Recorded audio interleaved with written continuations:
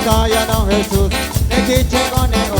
Mateo ko na ko ng kita Jesus, ihahay with the heart, nakikinig man niyo. Mateo ko na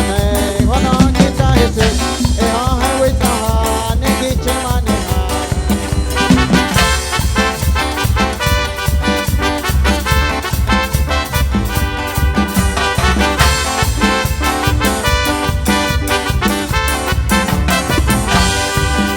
Nó hết mà nó quê quê con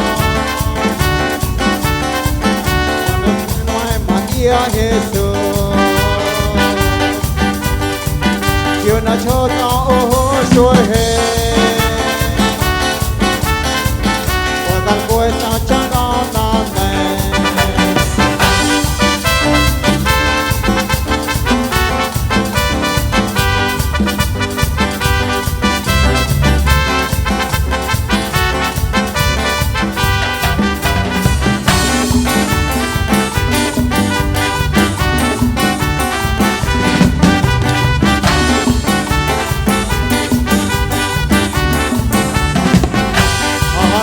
ya he namaya nenyo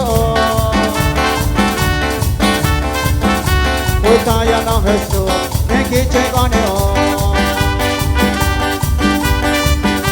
hai ya này ya he namaya nenyo ôi ta ya no Jesus nên khi chơi con neo Matthew con này con nói kita Jesus e ha he with ta nên khi chơi man Matthew con này hoa non kita Jesus e ha hay with now ha nên khi chơi mà nên ha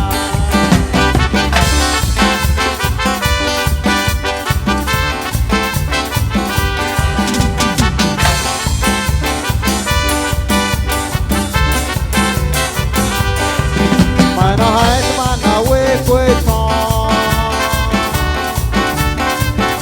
cho nên mày Matthew Jesus